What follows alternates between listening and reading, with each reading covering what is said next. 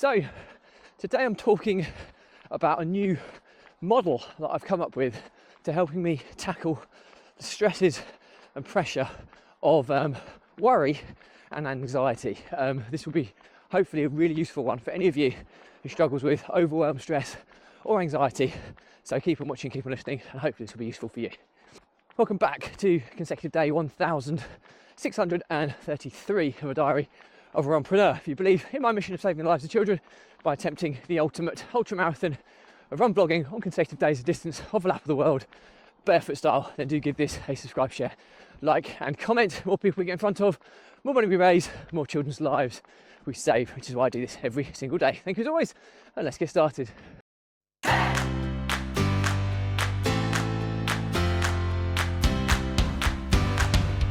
So, consecutive day 1633 of a diary of a Runpreneur, and today's episode I want to talk to you all about a model I've created for helping myself ultimately manage the severe levels of worry and anxiety that life can cause in general, especially business, could be personal life, anything that we worry about or have anxiety about. Hopefully this model will help you. I don't know why, it's a bit of a coincidence, but I've kind of come up with a model called OCHE, which is Oscar, Charlie, Hotel, and Echo. So I was trying to remember my phonetical alphabet there.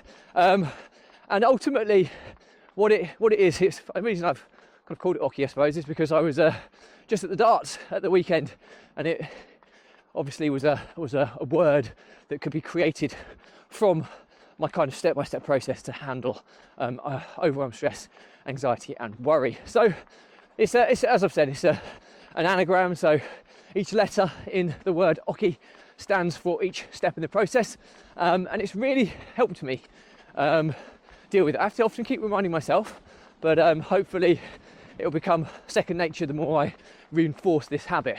And first and foremost, O is a big one. It completely switches the mindset. It's O is for opportunity. So what I mean by this is whatever you're worrying about, whatever you're anxious about, it's highly likely it's something to do with a problem. Okay, that's generally what we worry about. And when you start looking at problems in a different way, start seeing them, instead of being problems, seeing them as opportunities to be solved and opportunities to grow. And ultimately the most successful people in this world are the ones that become the most efficient and effective at solving problems. So they solve the most problems in the least amount of time. So embrace a problem as an opportunity, and you will approach it in a very, very different way. And straight away, when you think about that, and also understanding that problems are self-perpetuating. So solve one, 3 more will create, and that will happen all through life. So unless you want to live an incredibly sad or negative or depressing life, start seeing problems as opportunities as opposed to problems. Okay, so that's step 1. Step 2 is the letter C for Charlie, which stands for control. Okay, so easier said than done, this one, because you have to keep reminding yourself, but there is no point worrying about what you cannot control. Okay, flip the switch and actually start focusing on what you can control. And again, it will link to O for opportunity, because you'll be proactively dealing with the situation rather than reactively worrying about something that you have no influence on controlling. So stop worrying about it. When it's ready to present you with information that you then have to address, that's the time that you can then proactively focus on what you can control and your response to that information, if that makes sense. But while you're waiting for that information to come in, easier said than done, because curiosity killed the cat. We all kind of hate the waiting around, waiting for decisions. It eats us up. But the reality is that doesn't help anybody.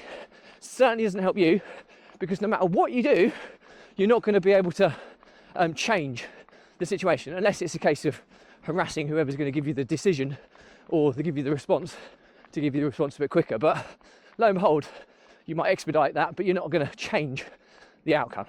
So unless it is within your control, when it's a different matter altogether. But anyway, you catch the drift. So the next one is H. This stands for have a plan. So it's all good and well focusing on what you can control rather than what you cannot control, but you've got to have a plan. So a fail to plan is a plan to fail is one of my favourite phrases, and it's so important. So it's all good and well you've identified that this problem is an opportunity to solve, an opportunity to grow. You're not worrying about what you can't control, but you're going to worry about what you can control. So when you're focusing on what you can control, how are you going to do that? What's the plan? What's the steps you're going to take? Just going past almost a very thank you. So you're going to focus on making a plan, a step-by-step plan for progressing your action or steps or tasks in order to work towards your plan of what you can control. Okay, really, really important. Forget what you can't, focus on what you can, see it as an opportunity, make a plan for what you're going to do about the things you can control about the overarching situation. So that's the key one. And then the last one is E for echo, and that stands for emotions. Okay, so what do I mean by this? Well, keep your emotions in check. Take a breath, take a step back. Do not let your frantic worrying or anxiety get the better of you, because it will stop you being able to focus proactively on the situation, and you'll just panic and go into a heightened frenzy in a very reactive state, and it's not going to help anybody at all. So keep your emotions in check. I always say be more Roger Federer, and the reason I use him as the perfect role model for this, because you know, anybody who's familiar with tennis will have heard of Roger Federer, probably arguably the greatest player to have ever played the game. When he first broke onto the scene, he was incredibly emotive on court, incredibly competitive, shouting and screaming, smashing his rackets, all these side of things. Now, yes, he got to a certain level, but then he dominated the game for a period of time which is unlike no other. And during that period, the key change was his mindset, how he kept his emotions under. He almost had this ice running through his veins tendency, so that he could operate at extremely high levels in extremely high pressure situations where his opponents were more emotive, and they were expressing their frustrations and anger, shouting and screaming, and he would use that to his advantage to beat them more often than not in high pressure situations. So think about that when we're talking about how you can control your emotions. Do you want to be able to manage the situation to your advantage, or do you want to be able to manage the situation to your disadvantage? I know what I would rather do. So yeah, that's the OCHE framework for dealing with worry and anxiety. And when I go through this, when I'm feeling stressed or alarmed or overwhelmed or anxious or worried, it instantly levels me, and I come back to some kind of logical framework to dealing with this in a proactive way. So the learnings from my diary today are, if you are somebody who struggles with worry or anxiety, whether it's personal life, business life, entrepreneurial life, whatever we're talking about here, there's a framework that I've created called OCHE, named after the kind of setup of a dart board where you stand up to the OCHE and throw the darts. It's nothing to do with darts, by the way, but that's the word if you're wondering what it is. And it's an anagram. It's got 4 letters. O is the first letter, which is for opportunity. Usually worry or anxiety is going to be related to some kind of problem. So stop seeing problems in a negative way. See them as opportunities to solve and opportunities to grow. And always remember that the most successful people in this world are the ones that solve problems the most effectively and most efficiently. So they solve more problems in less time. Become that guy, become that lady, and you will you'll turn into a different person altogether in such a more positive way. So number 2 is C for Charlie, which stands for control. Do not worry about what you can't control. There's nothing you can do about that. So completely blank out what you can't control and only focus on what you can. So what are the steps that you can do to proactively deal with solving this problem or solving this opportunity and developing it as an opportunity to grow? That's where you focus your attention. When the stuff you can't control presents itself, it will then be moved over to the side that you can control and how you deal with the response. So, but don't worry about it if there's nothing to respond to. Just focus on what you can control and the steps you can make to progressing the opportunity or problem towards solution. Number 3 is H for hotel, which stands for have a plan. So now we're focusing on stuff we can control, and now we're focusing on this opportunity to grow and find the solution in a proactive point. Make a plan, a step-by-step plan to hold yourself accountable. I always say a fail to plan is a plan to fail. The late, great Sir Benjamin Franklin created that phrase. It's one that's always boded well for me. So fail to plan is a plan to fail. Sorry, a fail to plan is a plan to fail.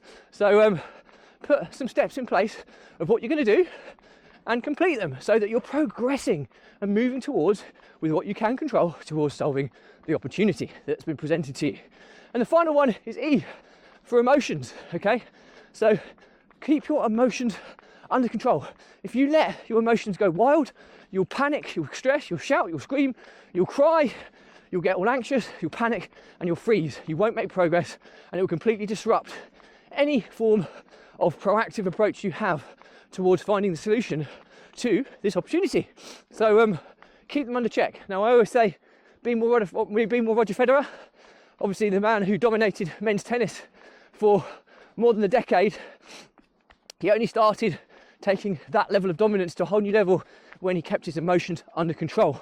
He kept himself calm, he kept himself cool, and he thrived under pressure where his peers or his competitors were showing emotions in highly tense or pressure situations, and he used that to his advantage, and that's why he dominated the game. So be your Roger Federer, keep your emotions under control, and if you follow those 4 steps, it completely reduces, I'm not saying completely eliminates, but it completely reduces worry and anxiety to a level that enables you to deal with it in a proactive way rather than how most of us do, in a reactive way. So I hope that's useful. Questions or comments, drop me a line, I'll respond to everyone. Do remember though, if you believe in my mission of saving the lives of children by attempting the ultimate ultra marathon of run vlogging on consecutive days, the distance of lap of the world, barefoot style, give this a subscribe, share, like and comment. More people we get in front of, more money we raise, more children's lives we save, which is why I do this every single day. Thank you as always. Stay positive, stay happy. I'll see you again tomorrow.